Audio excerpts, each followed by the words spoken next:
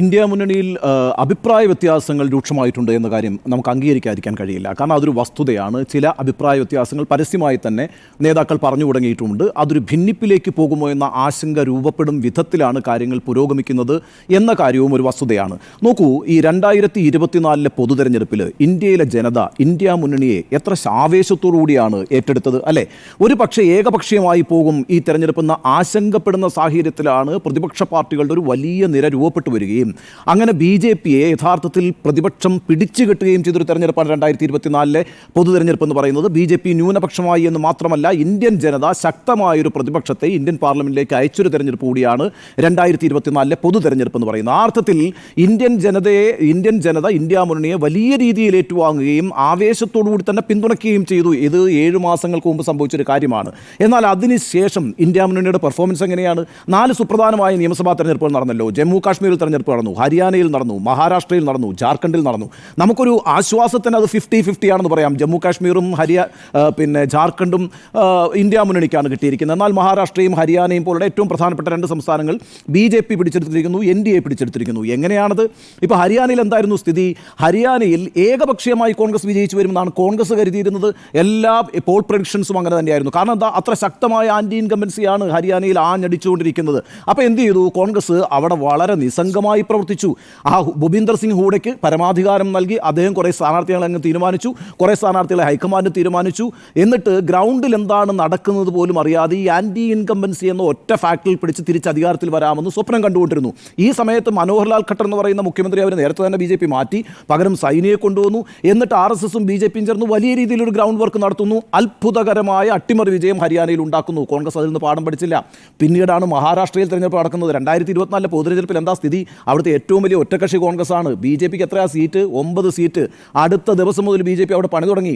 എന്ന് മാത്രമല്ലല്ലോ, അവരവരുടെ ഈ മുന്നണി സംവിധാനത്തെ ശക്തിപ്പെടുത്തി. അവിടെ എന്തൊക്കെ വിഷയങ്ങളാണ് ഉണ്ടായിരുന്നത്? ഉള്ളി കർഷകരുടെ പ്രശ്നങ്ങൾ, അൺഎംപ്ലോയ്മെൻറ്റിൻ്റെ പ്രശ്നങ്ങൾ, മറാത്ത റിസർവേഷൻ്റെ പ്രശ്നങ്ങൾ, ഇതൊക്കെയാണല്ലോ 7 മാസം മുമ്പ് നടന്ന പൊതുതെരഞ്ഞെടുപ്പിൽ ആൻറ്റി BJP ആൻറ്റി NDA വോട്ടായിട്ട് മാറിയത്. അതെന്തുകൊണ്ടാണ് നിയമസഭയിലേക്ക് സംഭവിക്കാതിരുന്നത്? ഈ പറയുന്ന കണക്ക് കോൺഗ്രസും മഹാവികാസ് അഘാഡിയും ഒക്കെ ഏറ്റവും അവസാന നിമിഷം വരെ തീരുമാനങ്ങൾ എടുക്കുന്നതിൽ ലാഗ് ചെയ്യുക, സീറ്റ് ഷെയറിങ്ങിനകത്ത് തർക്കങ്ങളിൽ ഏർപ്പെട്ടുകൊണ്ടിരിക്കുക. ഈ സമയത്തൊക്കെ വളരെ ശക്തമായ പ്രവർത്തനങ്ങളുമായിട്ട് ഒപ്പോസിഷൻ ഭരിച്ചുകൊണ്ടിരിക്കുന്ന NDA വളരെ ശക്തമായി മുന്നോട്ട് പോയിക്കൊണ്ടിരുന്നു. അപ്പോൾ ഈ അർത്ഥത്തിലൊക്കെ വളരെ മോശപ്പെട്ട പെർഫോമൻസാണ് ഇന്ത്യ മുന്നണി ഈ പൊതുതെരഞ്ഞെടുപ്പിന് ശേഷം കാഴ്ചവെച്ചുകൊണ്ടിരിക്കുന്നത് എന്ന കാര്യത്തിൽ ഒരു തർക്കവുമില്ല. അതിൻ്റെ ഉത്തരവാദിത്തം ആർക്കാണ് പ്രധാനമായും ഉള്ളത്? അത് കോൺഗ്രസിനാണ് എന്ന നിലപാടാണ് എനിക്കുള്ളത്. നോക്കൂ, ഇപ്പോൾ എന്താണ് ആം ആദ്മി പാർട്ടി പറഞ്ഞിരിക്കുന്നത്? അടുത്ത നിയമസഭാ തെരഞ്ഞെടുപ്പിൽ ആം ആദ്മി പാർട്ടി ഡൽഹിയിൽ സഖ്യമില്ല എന്ന് പ്രഖ്യാപിച്ചു കഴിഞ്ഞിട്ടുണ്ട്. സമാജ്വാദി പാർട്ടി ഈ മഹാവികാസ് അഘാഡി ആദ്യം വിടാനിരിക്കുക കേട്ടോ. മുംബൈയിൽ ഈ പറയുന്ന മഹാരാഷ്ട്രയിലെ മഹാവികാസ് അഘാഡിയിൽ നിന്ന് സമാജ്വാദി പാർട്ടി പുറത്തു പോകാൻ തീരുമാനിച്ചിട്ടുണ്ട്. എന്താ കാര്യം എന്ന് പറഞ്ഞാൽ, ഉദ്ധവ് താക്കറെ തീരുമാനമെടുത്തിരിക്കുക. ഉദ്ധവ് താക്കറയുടെ ഒരു പ്രഖ്യാപനമുണ്ട്, ബാബറി മസ്ജിദ് പൊളിച്ചത് വളരെ ശരിയായിട്ടുള്ള നിലപാടാണ് എന്ന്. അവിടെ ഒരു പ്രശ്നം എന്താണെന്ന് വെച്ചാൽ, ബാബറി മസ്ജിദ് പൊളിച്ചത് ശരിയായ നിലപാടാണെന്ന് പറയാതെ ഇനി ഉദ്ധവ് താക്കറേക്ക് അയാളുടെ ഗ്രൗണ്ട് വീണ്ടെടുക്കാൻ കഴിയാത്തൊരു സ്ഥിതി വന്നിരിക്കുന്നു. മറുവശത്ത് സമാജ്വാദി പാർട്ടി 2026 നിയമസഭാ തെരഞ്ഞെടുപ്പിലേക്ക് പോകാൻ ഉത്തർപ്രദേശ്. അപ്പം അവിടെ മുസ്ലിം വോട്ട് വളരെ പ്രധാനമാണ്. അതായത് ഉദ്ധവ് താക്കറെയുമായി കൈകോർത്തുകൊണ്ട് ഈ ബാബറി മസ്ജിദ് പൊളിച്ചത് ശരിയാണെന്ന് പറയുന്ന ഒരു നേതാവുമായി കൈകോർത്തുകൊണ്ട് സമാജ്വാദി പാർട്ടിക്ക് അവിടെ മത്സരിക്കാൻ കഴിയില്ല. അപ്പോൾ അവിടെ ഒരു ആശയപരമായ ഭിന്നിപ്പുണ്ടാകുന്നു. സമ്പൽ വിഷയത്തിൽ എന്താണ് കോൺഗ്രസിൻ്റെ ഭാഗത്തുനിന്ന് ഒരു വലിയ വീഴ്ചയില്ലേ? സമ്പൽ വിഷയത്തിൽ നേരെ കോൺഗ്രസിൻ്റെ നേതാവായിട്ടുള്ള രാഹുൽ ഗാന്ധി ഒറ്റയ്ക്ക് അങ്ങോട്ട് യാത്ര ചെയ്യുകയാണ്. അതിനകത്ത് അഖിലേഷ് യാദവ് വളരെ കൃത്യമായി വിയോജിപ്പ് രേഖപ്പെടുത്തി, നമുക്ക് ഒരുമിച്ചല്ലേ യാത്ര ചെയ്യേണ്ടത് എന്നുള്ളത്. കാരണം എന്താ, 2024 തെരഞ്ഞെടുപ്പിൽ കോൺഗ്രസിനും അവിടെ മത്സരിക്കേണ്ടതുണ്ട്, കോൺഗ്രസിനും മുസ്ലിം വോട്ട് പിടിച്ചേ പറ്റുള്ളൂ. ആ അർത്ഥത്തിൽ അവിടെ ഒരു ഭിന്നിപ്പുണ്ടാകുന്നു. ഈ തർക്കങ്ങൾ അതിശക്തമല്ലേ എന്ന് മാത്രമല്ല, ഇപ്പം CPI നേതാവായിട്ടുള്ള D രാജ പറഞ്ഞത് എന്താണ്? കോൺഗ്രസ് കുറച്ചുകൂടി അക്കോമഡേറ്റീവ് ആകേണ്ടതുണ്ട്, കോൺഗ്രസ് ഇക്കാര്യത്തിൽ കുറച്ചുകൂടി പറയുന്ന കോർഡിനേഷൻ നടത്താൻ മുൻകൈ എടുക്കേണ്ടതുണ്ട്. ഇത്തരത്തിലുള്ള നിലപാട് CPI എടുക്കുന്നു. ഈ സന്ദർഭത്തിലാണ് ഡിസംബർ 6-ാം തീയതി മമതാ ബാനർജി പ്രഖ്യാപിക്കുന്നത്. എന്താണ് പ്രഖ്യാപിച്ചത്? ഞാൻ ഇതിൻ്റെ നേതൃത്വം ഏറ്റെടുക്കാൻ തയ്യാറാണെന്ന്. ദാ ഇമ്മീഡിയറ്റ് ആയിട്ട് പിന്തുണ വന്നില്ലേ? NCPയുടെ ശരത് പവാർ പിന്തുണയ്ക്കുന്നു, ഇന്നിപ്പോൾ ലാലു പ്രസാദ് യാദവ് പിന്തുണയ്ക്കുന്നു. ഞാൻ പറയുന്നത് യഥാർത്ഥത്തിൽ ഇക്കാര്യത്തിൽ ഈ ഫ്ലോറിൽ പ്രതിപക്ഷ നേതാവ്, ഇന്ത്യ മുന്നണിയുടെ പ്രതിപക്ഷ നേതാവ് എന്ന നിലയ്ക്ക് രാഹുൽ ഗാന്ധി ഉണ്ടാകുന്നത് നല്ലതാണ്. എന്നാൽ ഈ പറയുന്ന ഇന്ത്യ മുന്നണിയെ നയിക്കാൻ മറ്റൊരു നേതൃത്വം ഉണ്ടാകുന്നത് നല്ലതാണ് എന്നുള്ള അഭിപ്രായക്കാരനാണ് ഞാൻ. അതൊരു ഡൈവേഴ്സിഫിക്കേഷൻ ഉണ്ടാക്കി. ഇപ്പോൾ മുമ്പ് കോൺഗ്രസ് നേരിട്ടൊരു വലിയ പ്രശ്നമുണ്ടായിരുന്നു. കോൺഗ്രസിൽ നരസിംഹറാവു പ്രധാനമന്ത്രിയായിരിക്കുന്ന സമയത്ത് അദ്ദേഹം തന്നെയായിരുന്നു പാർട്ടിയുടെ പ്രസിഡന്റ്. അതിശക്തമായൊരു എതിർപ്പ് പാർട്ടി പാർട്ടിക്കകത്ത് രൂപപ്പെട്ടു. അന്നാണല്ലോ ഈ ഒരു നേതാവിന് ഒരു പദവി, അല്ലേ, ഒരു പദവി എന്ന് പറയുന്ന ആ ഒരു മുദ്രാവാക്യം വെച്ചുകൊണ്ട് നരസിംഹറാവുവിനെതിരായിട്ട് വലിയ ശക്തമായ ഉൾപാർട്ടി പോരാട്ടം ഉണ്ടായതിൻ്റെ ഭാഗമായിട്ടാണ് പ്രസിഡന്റ് സ്ഥാനം നരസിംഹറാവു രാജിവെച്ചുകൊണ്ട് സീതാറാം കേസരിയെ പ്രസിഡന്റ് ആക്കുന്നത്. അവിടെ നിന്ന് ഇങ്ങോട്ട് കോൺഗ്രസിൻ്റെ ഒരു സ്വഭാവം അങ്ങനെ തന്നെയാണ്. സോണിയാഗാന്ധി പ്രസിഡന്റ് ആയിരിക്കുന്നു, മൻമോഹൻ സിംഗ് പ്രധാനമന്ത്രിയായിരിക്കുന്നു, ഇപ്പോൾ രാഹുൽ ഗാന്ധി പ്രതിപക്ഷ നേതാവായിരിക്കുന്നു, മല്ലികാർജ്ജുൻ ഖാർഗെ പിന്നെ പാർട്ടിയുടെ അധ്യക്ഷനായിരിക്കുന്നു. ആ അർത്ഥത്തിൽ ഒരു ഡിവിഷൻ ഇന്ത്യ മുന്നണിയിലും വേണം എന്നുള്ള അഭിപ്രായക്കാരനാണ് ഞാൻ. രാഹുൽ ഗാന്ധി ഫ്ലോറിൽ നിശ്ചയമായും പിന്നെ ഇന്ത്യ മുന്നണിയെ നയിക്കട്ടെ. അതേസമയം ശരത് പവാറിനെ പോലെയോ അല്ലെങ്കിൽ ലാലു പ്രസാദ് യാദവിനെ പോലെയോ അല്ലെങ്കിൽ മമതാ ബാനർജിയെ പോലെയോ ഒരു നേതാവ് ഈ ഇന്ത്യ മുന്നണിയെ നയിക്കാനുണ്ടാകണം. എങ്കിൽ മാത്രമേ ഈ ഒരു ഡൈവേഴ്സിഫിക്കേഷൻ ഉത്തരവാദിത്വം ഉണ്ടാവൂ എന്നുള്ളതാണ്.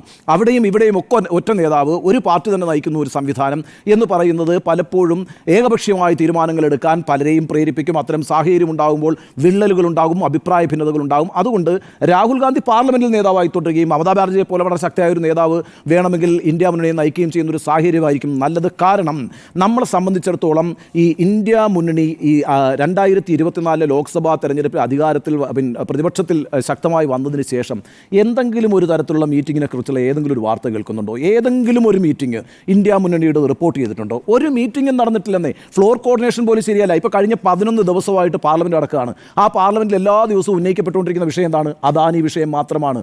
എന്നാൽ മറ്റു പാർട്ടികൾക്ക് വളരെ പ്രധാനപ്പെട്ട മറ്റു പല പ്രശ്നങ്ങളും ഉന്നയിക്കാനുണ്ട്. ഇന്ത്യ മുന്നണിയിൽ തന്നെ കർഷക മാർച്ചിന്റെ പ്രശ്നം സമാജ്വാദി പാർട്ടിക്ക് ഉന്നയിക്കാനുണ്ടെന്നേ. കർഷക മാർച്ചിൽ സംഘർഷം നടക്കുന്നു, കർഷകരുടെ പ്രശ്നം അവർക്ക് ഉന്നയിക്കാനുണ്ട്. സംസ്ഥാനങ്ങളെ സാമ്പത്തികമായി ഞെരുക്കുന്നു എന്ന പ്രശ്നം തൃണമൂൽ കോൺഗ്രസിന് ഉന്നയിക്കാനുണ്ട്. ഈ രീതിയിൽ ഇൻഫ്ലേഷൻ, അൺഎംപ്ലോയ്മെന്റ് തുടങ്ങിയിട്ടുള്ള വിഷയങ്ങളെക്കുറിച്ചൊക്കെ പ്രശ്നങ്ങൾ ഉന്നയിക്കാനുണ്ട്. അതൊന്നും നടത്താതെ അദാനി വിഷയത്തിൽ മാത്രം കോൺഗ്രസ് കേന്ദ്രീകരിക്കുകയും അതിൻ്റെ മേളിൽ പാർലമെന്റിൽ ബഹളം ഉണ്ടാകുകയും ചെയ്യുമ്പോൾ നമ്മൾ ഈ ഒറ്റ പ്രതിഷേധത്തിലും അദാനിയുമായി ബന്ധപ്പെട്ട പ്രതിഷേധത്തിൽ സമാജ്വാദി പാർട്ടിയെ കണ്ടിട്ടുണ്ടോ? ഇല്ല. തൃണമൂൽ കോൺഗ്രസിനെ കണ്ടിട്ടുണ്ടോ? ഇല്ല. അപ്പോൾ ഇന്ത്യ ബ്ലോക്ക് ഒന്നിച്ചല്ല ആ പ്രതിഷേധങ്ങളൊന്നും നടത്തുന്നത്. അപ്പോൾ അത് വളരെ വിചിത്രമായൊരു സാഹചര്യമാണ്. വളരെ പെട്ടെന്ന് തന്നെ ആ മുന്നണിയിൽ ഒരു ഭിന്നിപ്പുണ്ടാകുന്നു, ഒട്ടും തന്നെ ആശാസ്യമല്ല. എന്ന് മാത്രമല്ല BJP വളരെ രസകരമായിട്ടാണ് കാര്യങ്ങൾ ചെയ്തുകൊണ്ടിരിക്കുന്നത്. എങ്ങനെയാണ് ആ ഫ്ലോറിൽ തന്നെ ഒരു അറേഞ്ച്മെന്റ് ഉണ്ടാക്കിയിട്ടുണ്ടല്ലോ. ഈ ആളുകൾ ഇരിക്കുന്നതിനകത്തൊരു അറേഞ്ച്മെന്റ് ഉണ്ടല്ലോ. ആ അറേഞ്ച്മെന്റ് പാടെ അങ്ങ് തകർത്തു. എന്നിട്ട് കോൺഗ്രസിനെ ഒരു ബ്ലോക്കാക്കി ഇരുത്തി, അതേപോലെ സമാജ്വാദി പാർട്ടിയെ വേറൊരു ബ്ലോക്കാക്കി ഇരുത്തി, DMKയെ വേറൊരു ബ്ലോക്കാക്കി ഇരുത്തി. അങ്ങനെ വളരെ രസകരമായിട്ട് ആ ഫ്ലോർ അങ്ങ് മാനേജ് ചെയ്തിട്ടുണ്ട്. അക്കാര്യത്തിലൊക്കെ പ്രതിഷേധങ്ങളുണ്ട്. വേണ്ട രീതിയിൽ ഒപ്പോസിഷൻ ലീഡർ എന്നുള്ള നിലയ്ക്ക് രാഹുൽ ഗാന്ധി ഒരു ഇൻപുട്ട് കൊടുത്തിട്ടില്ല സ്പീക്കറിൻ്റെ സെക്രട്ടേറിയറ്റിലേക്ക് എന്നുള്ള പരാതി അഖിലേഷ് യാദവിനുണ്ട്. താങ്ക് യു കോൺഗ്രസ് എന്ന് പറഞ്ഞിട്ടാണ് അദ്ദേഹം ഒരു ദിവസം വന്നിട്ട് അദ്ദേഹത്തിൻ്റെ സീറ്റിലിരുന്നത്, പാർലമെൻറ്റിലെ സീറ്റിലിരുന്നത്. വേണ്ടത്ര വെച്ചാൽ ആദ്യം എങ്ങനെയാണ് രാഹുൽ ഗാന്ധി ഇരിക്കണം, അഖിലേഷ് യാദവ് ഇരിക്കണം, DMKയുടെ നേതാവ് ഇരിക്കണം. ആ രീതിയിൽ ഇന്ത്യ ബ്ലോക്ക് അങ്ങനെ തന്നെ ഒരു പ്രതിപക്ഷ ഐക്യനിര പെട്ടെന്ന് തന്നെ കാണത്തക്ക വിധത്തിൽ സംഭവിക്കേണ്ടതാണ്. അതിനുവേണ്ടി ഒരു മുൻകൈയും കോൺഗ്രസ് എടുത്തിട്ടില്ല എന്നുള്ള പരാതി സഖ്യകക്ഷികൾക്കുണ്ട്. ഈ രീതിയിലൊക്കെ വളരെ ഭംഗിയായിട്ട് NDAയും അവരുടെ കാർഡിറക്കി കളിക്കുന്നുണ്ട്. ഈ സാഹചര്യത്തിൽ ഇന്ത്യ മുന്നണി ഒറ്റക്കെട്ടായി നിൽക്കേണ്ടത് രാജ്യത്തെ ഈ കാലഘട്ടത്തിൻ്റെ ആവശ്യമാണ് എന്ന് മനസ്സിലാക്കിക്കൊണ്ട് ഏതെങ്കിലും ഒരു പാർട്ടി ആധിപത്യം പിടിക്കാൻ ശ്രമിക്കാതെ, ഏതെങ്കിലും ഒരു നേതാവ് ആധിപത്യം പിടിക്കാൻ ശ്രമിക്കാതെ ഒറ്റക്കെട്ടായി നിൽക്കേണ്ട ഒരു സാഹചര്യത്തെ ബോധ്യപ്പെട്ടുകൊണ്ട് രാഷ്ട്രീയമായി വിവേകപൂർണ്ണമായ തീരുമാനമെടുക്കേണ്ട പാർട്ടികളാണ് ഈ പാർട്ടികളെല്ലാം. അതിൽ ഏറ്റവും കൂടുതൽ ഉത്തരവാദിത്തമുള്ളത് കോൺഗ്രസിനാണ് എന്ന് ഞാൻ വിചാരിക്കുന്നു. അതുകൊണ്ട് കോൺഗ്രസിന് ഫ്ലോറിൽ, പാർലമെൻറ്റിൻ്റെ ഫ്ലോറിൽ ഒരു ലീഡർഷിപ്പ് ഉണ്ടാവട്ടെ.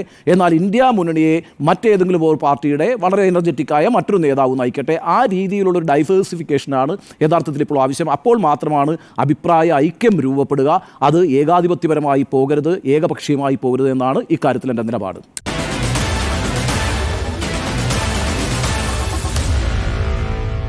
Meet the editors.